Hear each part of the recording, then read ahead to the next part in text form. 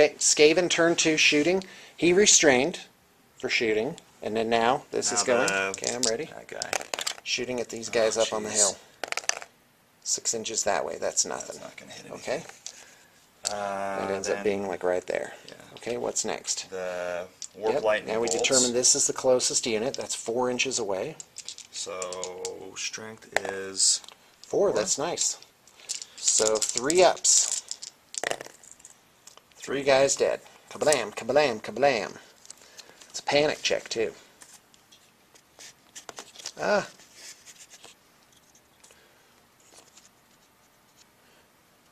Take this guy off. Alright. I think that's it. Oh, the warp lightning cannon. Yep. Is going to shoot at the same panic. unit. Oh, they panic. So, and that's on a 9, so they go right back. 11 inches. That's probably off the board. They'll panic these guys as well. And they're successful. So this unit is gone.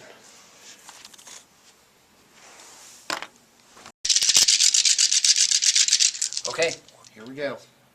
The Rat Ogres against the Wild Riders. Okay, so Wild Riders, hitting on 3s. This is the actual spear wielding guys. They have strength 4 base, +1 on a charge for spears is strength 5. So there we go. There's that. And there's no champion, by the way, in there. And what's the toughness of the Rat Ogres? Toughness 4. Sweet, so 3 ups. Oh, there's 5 wounds. So I need 1 more from the mounts to make it an even 2 guys, and that'll be a big deal because that'll really decrease the attacks I have coming back. Yeah. So only 4 mounts. Here they go, on 4s. Oh, wow. Nice. And on 5s. 1 more. And you have a save versus this, no doubt. What's the Rat Ogre They don't have save? a save. Really? Yeah. Wow, so I killed 2 Rat Ogres. That's awesome. 6 wounds. Let's just mark that, plink. Now I'll take the camera, and you can do your attacks back. Okay. That's nice. So I just peeled off these back 2 Rat Ogres. Wow, this might just pay off, because I only have 1 Rat Ogre and then the Packmaster striking back. But the Wild Riders are really quite weak with toughness 3 and then the 5 up Forest Spirit save. The Rat, how many? 1 guy? 1 guy. The Rat Ogres have 4 attacks each. Weapon skill 3, so those don't make it. 2. Strength 5. Yep, there we go. Did you remember Frenzy? Don't they have Frenzy? Yeah, they do have Frenzy. Okay, so 1 They more also dice. cause Fear. Oh, and I have Fear as well. Okay. Okay, so 3 wounds. 3 wounds, and I need 5 ups. Here it comes. Forest Spirit. There's 1. So I've taken 2 wounds. Kablam! Alright, so I'm looking at a flank banner, war banner. Oh. That's 9 versus 2 is 7, winning by 7. So let's do it. Yeah, that's going to be rough. Yeah, I think that's, you got to roll double 1s. And you Nope. used them all up. And Alright. definitely going to pursue on this one. So here it comes. Rat Ogres, go. Oh, jeez. 2 inches. That's all what I right, need. Let's see how far I go. And that would be 8 inches. Yeah. Okay, only other combat here on Skaven turn 2 is Treeman, so you go first. And you've got, we should really maximize the frontage here. Let's fiddle that around a little bit. So you've got 8 guys. 2, 4, 6, 7, 8. Hitting on, if their weapon skill is 2, 3. okay, so they hit on 4s, wound on 6s. Let's roll them. Oh, that was slightly below average. Okay, 6s to wound. Oh, 1. and there's 1. 3 up Scaly Skin, fails. 5 up Ward. Oh, there it is. Because getting wounded by Skaven slaves would really be quite the humiliation. So here comes his attacks on 3s and 2s. 2 misses. And 3 guys toasted. Thunderstomp, 2. 1 more guy, so 4 all guys. told. And they don't have a banner, right? They don't. So that puts me ahead by 1. 4 wounds versus, actually only 2 ranks, so -2. Skaven slaves have leadership too. Oh, and then the 2 ranks is they're 4. regular clan rats. Oh, they are. Well, that's lovely. So leadership 5. So +2 for ranks is Yep. 7, -2 for the combat is 5. Oh, they run away. Yep, and I'm definitely pursuing. Oh, I did say definitely pursuing, and then you rolled. You were too fast for me. I would have reformed. Would have been infinitely better. But here it comes. Tree man goes 9 inches. Yeah, those All right. guys. Kablam. That All right, makes so we're it- making leadership checks for broken enemy here. On a 7, that's successful. And then these guys on a jeez. 9. Oh yeah, that's Unless gotta be. They've got No, their no. guy. The guy in there has at least 7, It's right? a 5. But the leader, the hero, Yeah, it's a 5. he has 5, Yeah. 6, 7, 8. 8. Yep, So that's that right. makes them leave. All right. 10 inches. Wow. So what happens when they impact the unit of what's theirs? It just bounces out the other side, right? Fleeing into an enemy unit. Yeah, I think so. Okay, so here's a weird point of, I guess, training. If a panic test is failed for any reason other than heavy casualties, then it pivots on the spot so that it's facing directly away from the closest enemy unit.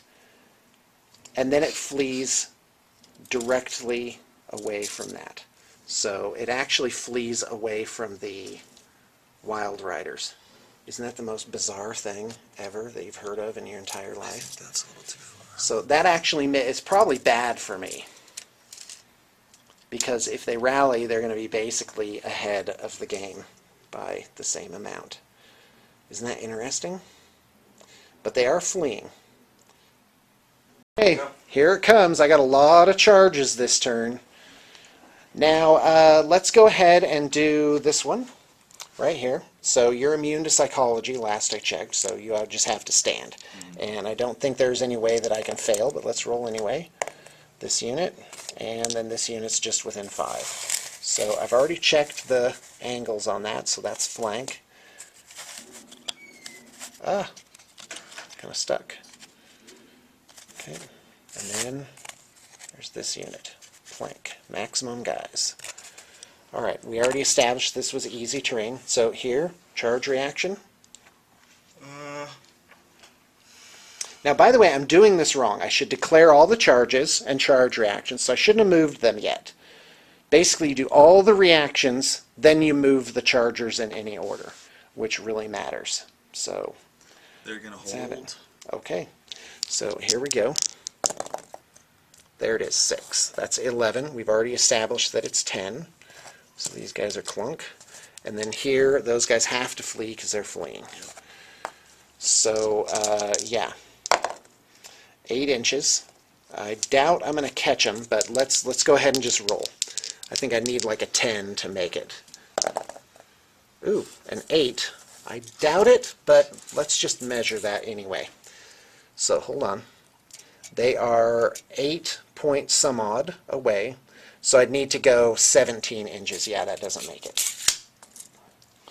So that's a failed charge. I only go 6 inches.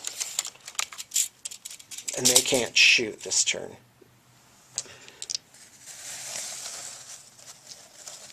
So we'll put the charge next to them to show that they charged this turn. By the way, these are from Gale Force 9, and I just love them. Even in 8th edition, where you don't need them as much, they're still very helpful reminder markers for retreating and charging. Just love them. I'd love to have a CNC machine someday. That's my dream, Mike. Make your own plastics. That'd be fun. Okay, this is a great tool from Gale Force 9, Arc of Visibility. So let's just talk about the strategy of the movement phase, because things are really in a hassle over here. Okay, either these guys will be successful, or I will just hideously be wiped out on this entire flank. So, and chances are, it's kind of, I think I have about a 60% chance of success, because the Doom Wheel's going to hit me for 3 or 4 wounds, and I'm going to do maybe 1 or 2, but yeah, I'm just not going to, I'm just not going to be able to do it. It's a long shot, if anything. And then this doom wheel is going to come in, clunk, that thing's in, and it's just so bad it would amaze you. But that's not the end of the game here. I still have 3 very potent units basically rampaging around behind enemy lines here. So I've got to prioritize. What I'm going to do is I'm going to move the treeman up. In fact, I'm in remaining moves right now. So I've got to anticipate. If this thing, if he keeps moving it forward, that's great for me. Here's the prize right here. The 2 treeman charging that unit. And there's a very limited amount of things that Mike can do. He could march them forward. So I've got to basically get the treeman right here. And if these clan rats want to charge me, well, then that's great. They'll just have to do that. But I think we know what's going to happen to them. So what I'm going to do is I'm going to make a leadership test for the treeman to march right here. And he makes it. So I can go 10 inches. So what I want to do is I want to move up like this so that he's a threat to this unit, but also can't be flanked by this one. So what you do is you look at the target unit, and if most of this unit is in the flank, then it's a flank shot. So all I got to do is just move the treeman back, angle him. See how I'm getting more of these guys in the front arc until he's in the front arc. There. And that gives him a threat range against this unit, which is what I want. If Mike's smart, he'll move the plague furnace around, and then I can't just charge that unit with impunity. But then again, I can, because I'll break it and just blow on through. And then Mike's flank will be collapsing. And that's why this army works, is because of the 2 treemen and the other elements that you can bring in. It's not just archers. So, yep, 5 plus an average roll of is thing, so he really can't march them out of danger, the treeman, that way. So this treeman, he doesn't even need to march. I'll just move him like that. Although that might be a flank shot too, so let's just turn him around. You got to imagine his little invisible arc, because he just needs to be able to charge that direction. And for all I know, I'm completely screwing this up. Like, there's some Mike's laughing inside right now. That Sean can't do it. So marching here, that makes it with a 6, and these guys go fast. So I want to put some pressure on that warp lightning cannon, and also to bring these guys around into possibly a fray that's going to happen there later. So they have 18-inch march move, so that's the farthest I can move them. Just going to zip them around just like that. And I'm going to go ahead and not leave that guy hanging around the back. No threat here, because those guys are fleeing. I just left those guys in the dust. These guys really can't rally, so there's not much happening over here. I am going to shoot that, though, so with that one unit ought to be plenty, as we found out. So there we go. This is a very complicated battle. Very interesting. Now I got to consider, if you don't mind me keeping going, the wizard, the plague furnace, look at the range here on this. It's move 5, right? So 12-inch threat range with an average roll. See how that works? So if I move these guys back 3, that makes it a lot harder. He's got to roll a 10 or higher to get them. But the thing is, the only reason to keep him in there, if my enemy has no shooting, there's no reason to keep the wizard in there. Characters do get lookout sirs on a 4+ if they're within a certain number of inches. I think it's 4 of a friendly unit of like-sized models. I got to keep an eye out for the sniping from the warp lightning cannon. But he's probably going to turn that on the treemen, and with any luck, incinerate them. One of them this turn, and that'll really kind of take the wind out of my sails over there. Double treemen, you're all going down. But single treeman, that's really just a delaying tactic. So I also have to consider that I want to do spells on my guys.